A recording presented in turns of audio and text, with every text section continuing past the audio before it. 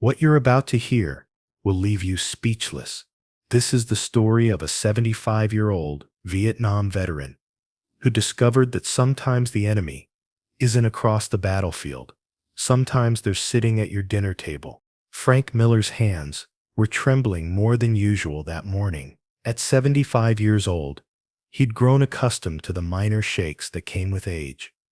But this was different. This was pure, unfiltered rage coursing through his weathered fingers. He stood in the middle of his living room, staring at the empty glass frame on the wall. The place where his Medal of Honor should have been was now just a dark rectangle against faded wallpaper. The medal wasn't just a piece of metal to Frank. It represented the darkest day of his life in 1968, when he'd dragged 3 wounded soldiers out of a burning helicopter while taking enemy fire. 2 bullets had found their mark in his shoulder and leg, but he'd kept going. That medal was paid for in blood, his brother's blood, and now it was gone. Last night, he'd seen his grandson Tyler in this very room. Frank had gotten up to use the bathroom around midnight and noticed the beam of a flashlight moving across the living room wall. He'd thought maybe Tyler was looking for something he'd dropped. The boy had been staying with him for the past week, claiming he needed a place to crash after another fight with his mother. Frank had believed him. God, how stupid he'd been to trust him. Tyler was 23 years old, but drugs had aged him beyond his years. His once bright eyes were now hollow, constantly darting around like a trapped animal. Frank had noticed the signs, but had chosen to ignore them. After all, Tyler was his only grandson.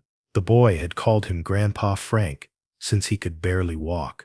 How could that sweet child have become this stranger who would steal from his own family? Frank picked up his phone and dialed Tyler's number.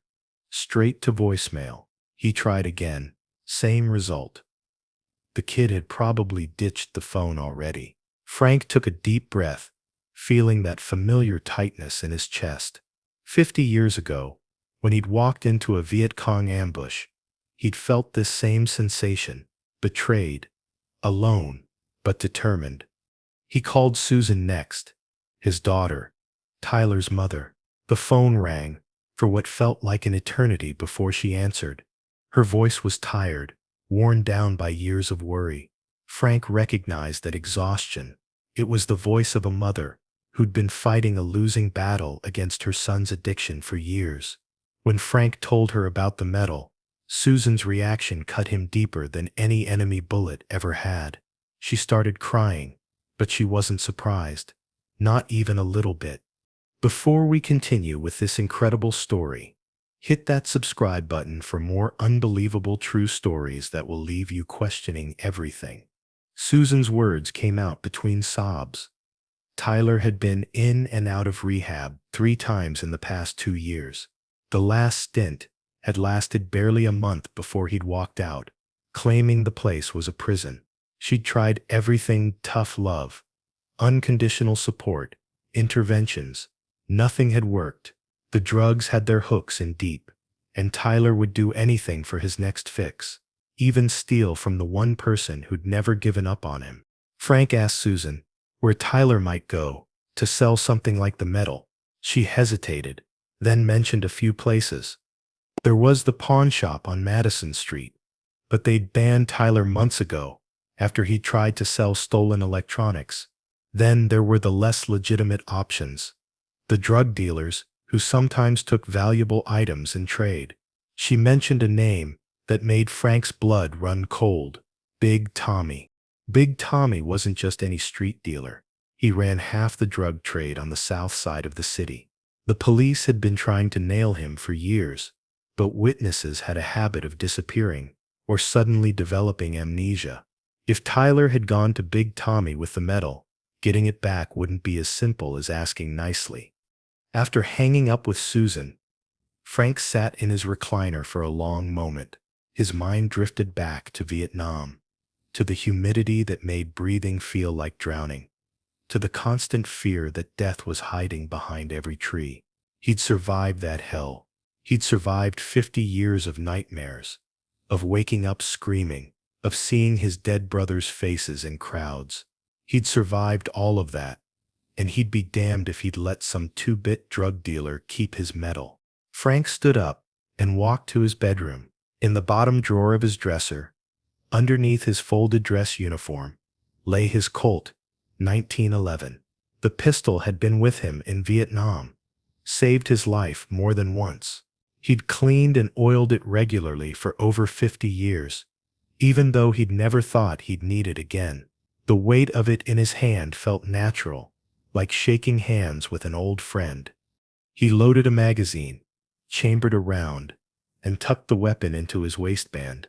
Then he put on his old army jacket, not the dress uniform, but the field jacket he'd worn on patrol. It still fit, mostly. Frank looked at himself in the mirror. He saw an old man, sure, but he also saw something else. The soldier was still there, buried under wrinkles and gray hair, but still there. The first stop was the scrapyard Susan had mentioned. It used to be an auto repair shop, but the owner had died years ago, and now the place was a haven for addicts and dealers. Frank parked his truck outside and observed the building. No movement outside, but he could see shadows moving behind the broken windows. Smoke drifted out through gaps in the boarded-up doorway. Frank approached slowly, his footsteps silent despite his age. Muscle memory from jungle patrols kicked in. He pressed himself against the wall beside the door and listened. Voices inside, at least 3 different people. Young voices, slurred with drugs or alcohol. He couldn't make out Tyler's voice among them. But astonishingly, what happened next shocked everyone. Frank kicked the door open with more force than a 75-year-old man should possess. 3 young men were sprawled on the floor around a Coleman lantern, their eyes wide with surprise and fear. Frank recognized one of them immediately. Marcus, one of Tyler's running buddies from high school. The kid who'd once helped Tyler egg Frank's truck as a Halloween prank. Frank had laughed it off then. He wasn't laughing now. Marcus scrambled backward until his back hit the wall. His 2 friends tried to run, but Frank's voice stopped them cold.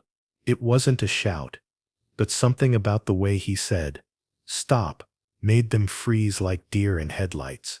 That voice had commanded men in battle. It had ordered soldiers to charge into enemy fire. These kids didn't stand a chance against it. Frank kept his hand on the pistol but didn't draw it. He didn't need to. The look in his eyes was weapon enough. Marcus was stammering, trying to form words. Frank waited. He'd learned patience in the jungle, waiting for hours in ambush positions. He could wait for Marcus to find his tongue. Finally, Marcus managed to speak. Tyler had been there earlier, maybe 3 or 4 hours ago. He'd been desperate, sweating despite the morning cold, his hands shaking so bad he could barely light his cigarette. He'd shown Marcus the medal, asked if he knew anyone who'd buy it. Marcus had told him no, told him he was crazy for stealing from his grandfather. But Tyler wasn't listening. He needed a fix, and he needed it bad. Frank took a step closer to Marcus, and the young man pressed himself harder against the wall, as if he could phase through it to escape. Frank asked where Tyler had gone, and Marcus's eyes darted to his friends, then back to Frank. He was scared, but not just of Frank. He was scared of what would happen if he snitched on Big Tommy. Frank recognized that fear. He'd seen it in villages in Vietnam, locals too terrified of the Viet Cong to help American soldiers. Frank pulled out his wallet and threw 5 $20 bills on the floor. He told Marcus this wasn't snitching, it was a business transaction. Marcus stared at the money, then at Frank. Finally, he started talking.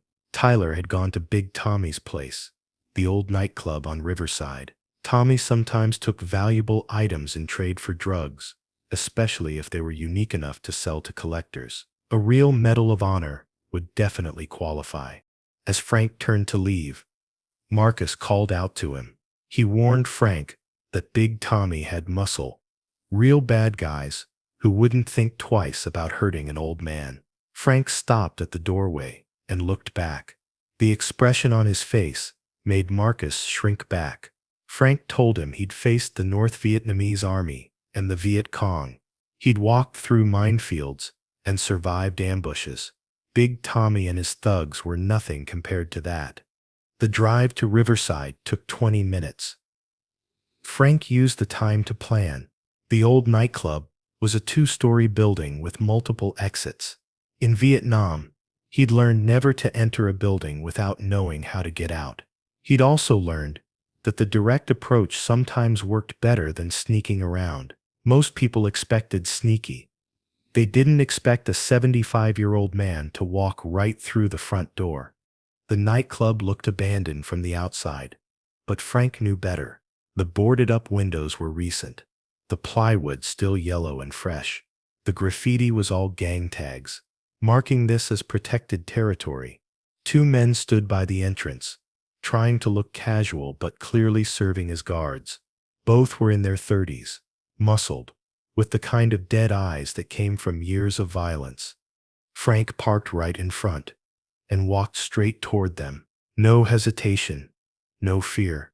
The guards exchanged glances. Confused, old white men didn't come to this part of town. And they definitely didn't walk up to Big Tommy's place like they owned it. One of the guards stepped forward, holding up his hand to stop Frank. Frank stopped, just out of arm's reach, and looked the guard in the eye. He said he was there to see Big Tommy about some property that belonged to him. The guard laughed, told him to get lost before he got hurt. Frank didn't move. He simply unbuttoned his jacket enough to show the handle of the Colt. He wasn't threatening, just informing. The guard's smile faded. The second guard pulled out his phone and made a call. Frank could hear him describing some crazy old white dude with a piece. After a moment, the guard nodded and ended the call. He told Frank that Big Tommy would see him, but if he tried anything stupid, he wouldn't leave the building alive. Frank just nodded and walked past them.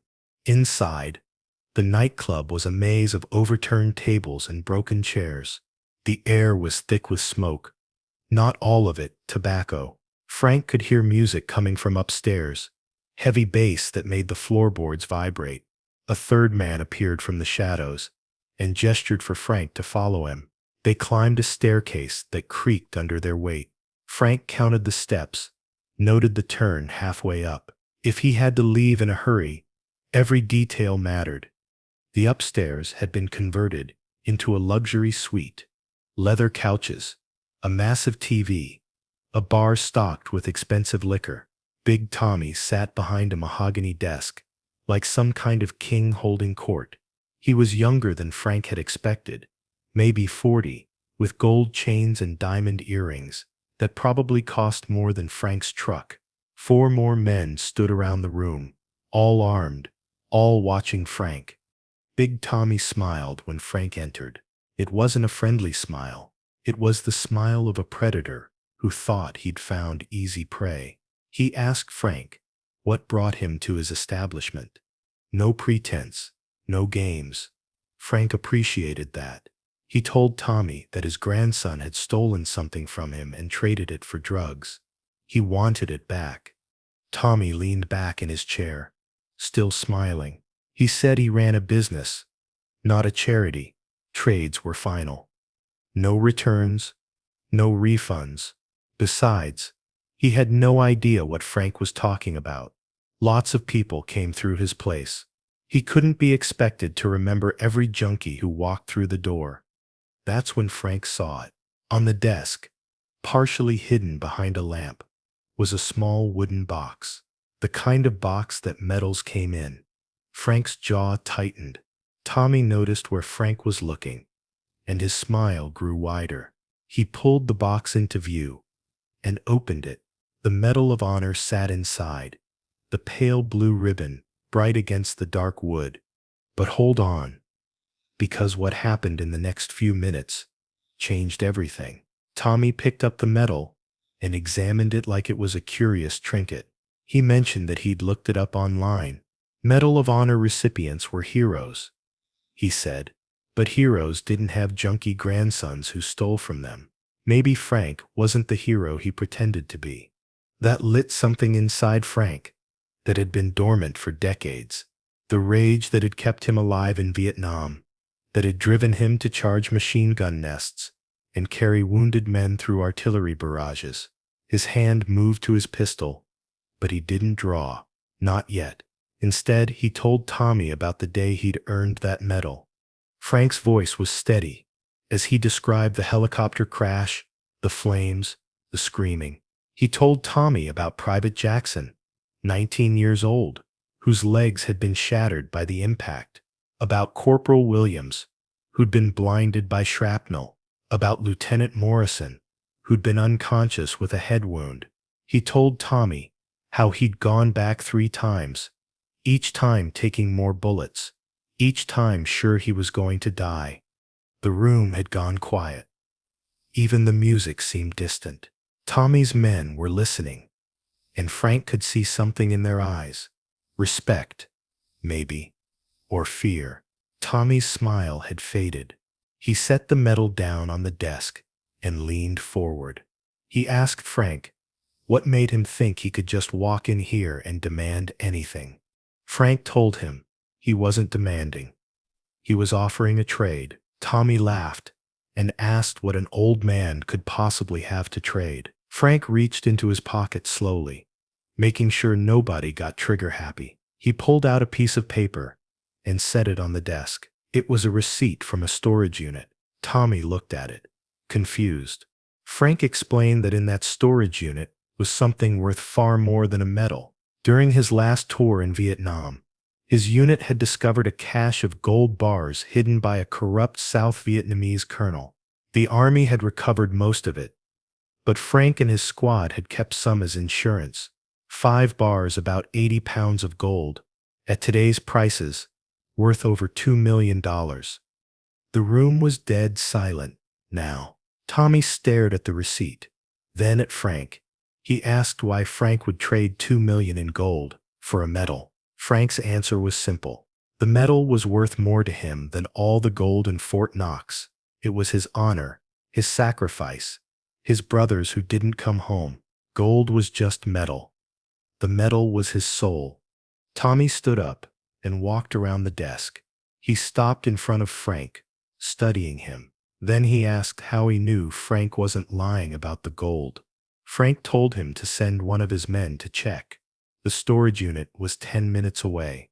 The key was in Frank's truck. Tommy nodded to one of his men, who left immediately. While they waited, Tommy poured himself a drink and offered one to Frank. Frank declined. Tommy asked him about Tyler, about how a hero's grandson became a junkie. Frank didn't have an answer. Sometimes good families produced bad kids. Sometimes bad families produced good kids. There was no logic to it. No reason. It just was. 20 minutes later, Tommy's man returned. He was carrying one of the gold bars, his eyes wide with excitement. He set it on the desk with a heavy thunk. Tommy picked it up, weighing it in his hands. It was real. He looked at Frank with new respect. Then he made a decision that surprised everyone in the room. Tommy picked up the Medal of Honor and walked over to Frank.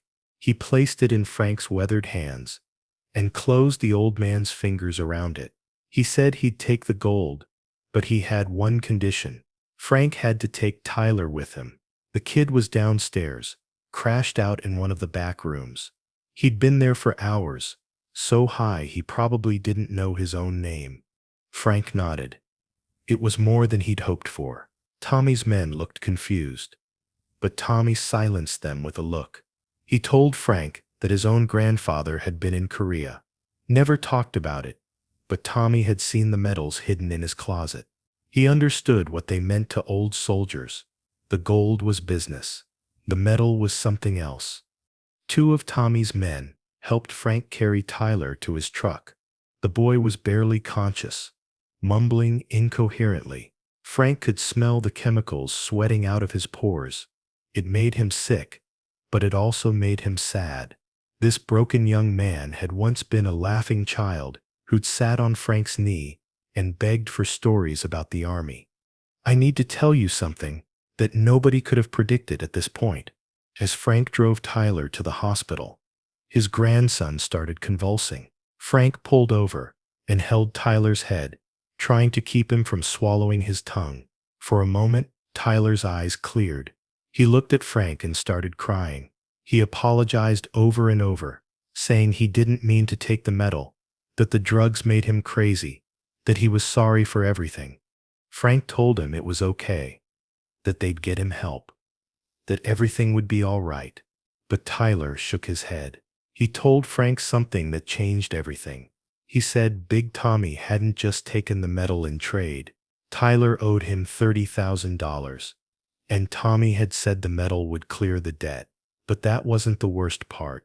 Tyler had been selling drugs for Tommy to pay off the debt, and during a deal gone wrong, someone had died.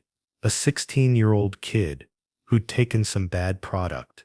Tyler was sobbing now, saying he was a murderer, that he'd killed a kid, that he deserved to die. Frank held his grandson tighter, his own eyes filling with tears. This wasn't just about drugs anymore. This was about a life lost, a family destroyed. Tyler wasn't just an addict. He was a dealer who'd sold poison to children. At the hospital, while Tyler was being treated, Frank sat in the waiting room with the Medal of Honor in his hands. He thought about honor, about sacrifice, about what it really meant to be a hero. In Vietnam, the enemies and allies had been clear. Here, in this moment, everything was gray. His grandson was alive, but had caused another's death. Frank had his medal back, but had paid for it with gold that should have gone to his family. Susan arrived at the hospital an hour later. She hugged Frank and cried on his shoulder. She'd been through this so many times before, the overdoses, the arrests, the promises to get clean, but she'd never given up hope. That was a different kind of courage, Frank realized. The courage to keep loving someone who kept breaking your heart. The doctor came out and told them Tyler would survive. The overdose had been bad, but not fatal. However, he'd need to be held for psychiatric evaluation. The drugs in his system suggested he'd been using multiple substances, a cocktail that could have easily killed him. Frank didn't mention what Tyler had told him about the dead teenager. That would come later, when Tyler was stable enough to face the consequences. Days passed. Tyler went through withdrawal in the hospital, screaming and thrashing, begging for drugs. Frank stayed by his bedside the entire time. He'd seen men die in combat, but watching his grandson fight his demons was harder than any battle he'd fought in Vietnam. At least in war, you could shoot back at the enemy. Here, the enemy was inside Tyler's own body and mind. On the fourth day, Tyler was lucid enough to talk. He remembered everything: stealing the medal, going to Big Tommy, the kid who died from the bad drugs. He told Frank he wanted to turn himself in to the police. He couldn't live with the guilt anymore. Frank listened, then made a decision that went against everything he'd been taught about honor and justice. Frank told Tyler that turning himself in wouldn't bring the kid back. It would only destroy more lives. Tyler's, Susan's, maybe even Frank's. Instead, Tyler needed to get clean, stay clean, and spend the rest of his life making amends. Not through grand gestures, but through small acts of service, volunteer work, helping other addicts, being the man that dead kid would never get to be. Tyler agreed, but Frank could see the doubt in his eyes. Addiction had its claws deep. Frank reached into his pocket and pulled out the Medal of Honor. He pressed it into Tyler's hands. Tyler tried to give it back, saying he didn't deserve to even touch it. Frank told him the medal was about courage to face impossible odds. Tyler was facing his own impossible odds now. 3 weeks later, Tyler was out of the hospital and in a rehab facility. Frank visited every day. On one visit, Tyler gave him a letter to read. It was addressed to the family of the teenager who died. Tyler had written it over and over, trying to find the right words to express his sorrow and guilt. Frank told Tyler to send it. Whatever happened would happen. The letter was sent. A week later, Frank got a call from a woman. She was the dead teenager's mother. She wanted to meet Tyler. When they met, she didn't attack Tyler. She hugged him. She cried with him. She said her son had been troubled, had been using drugs for years. Despite her efforts to help him, she didn't forgive Tyler. That would take time, maybe forever. But she understood that he was sick too. That meeting changed Tyler. Frank could see it in his eyes. The weight of guilt was still there, but so was determination. Real determination. Tyler threw himself into recovery with the same intensity he'd once pursued drugs. Meanwhile, Big Tommy had been arrested 2 months after their encounter. Someone had tipped off the police about the gold bars. When Tommy was arrested, he had 3 of them in his possession. The serial numbers traced back to gold stolen from the South Vietnamese government in 1969. Frank waited for the police to come for him, but they never did. Frank suspected Tommy had kept his name out of it. Tyler had been clean for 6 months when Frank's health took a turn. The old soldier who'd survived bullets and shrapnel couldn't fight time. His heart was failing. The night before surgery, Tyler visited. He'd been working at a youth center, talking to kids about drugs. He'd saved 3 kids from going down his path. Tyler tried to give back the Medal of Honor, but Frank refused. The medal had already served its purpose. It had brought Tyler back from the dead. Frank survived the surgery. Barely. Tyler stayed by his side every day during recovery. One day, a man in a suit visited men. He was from the army. They'd been investigating the gold bars and traced them back to Frank's unit. Given his service record and age, they were willing to let it go if the remaining bars were returned. Frank told them he'd traded them all to save his grandson. The man studied Frank for a long moment, then nodded and saluted before leaving. At Thanksgiving that year, Frank sat surrounded by family. The Medal of Honor was displayed in the center of the table. Tyler stood to make a toast about honor, not from medals, but from never giving up on family. He talked about his grandfather, who'd fought 2 wars, one in Vietnam and one for his grandson's soul, and won both. Frank Miller died peacefully 2 years later. Tyler holding his hand. At the funeral, Tyler wore the Medal of Honor on his chest.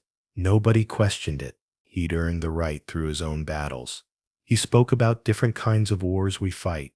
After the funeral, Tyler returned to his work at the youth center. He kept the Medal of Honor in his office, where kids could see it. When they asked, he'd tell them about his grandfather, about Vietnam, about his own battle with addiction. Everyone faces battles, he'd say, and everyone can be a hero. Big Tommy got 20 years in prison and never mentioned Frank or the gold. Susan started a support group called Frank's Squad for parents of addicted children. Tyler often spoke at meetings, living proof that recovery was possible. 5 years after Frank's death, Tyler received a package with no return address. Inside was 1 gold bar and a note. Your grandfather was a true soldier. Tyler donated it to fund the Frank Miller Honor Program for children whose parents struggled with addiction. Every year, on the anniversary of stealing the medal, Tyler visits Frank's grave. He places the Medal of Honor on the headstone and tells his grandfather about the kids he's helped. The medal is his to carry now, his reminder that honor isn't about never falling, it's about always getting back up. Frank had taught him that. Frank had saved him. In the end, the stolen Medal of Honor had proven that sometimes the greatest acts of heroism happen not on battlefields, but in hospital rooms, rehab centers, and the quiet moments when we choose to fight for the people we love. Through Tyler, Frank's legacy of courage and compassion lives on, one saved life at a time.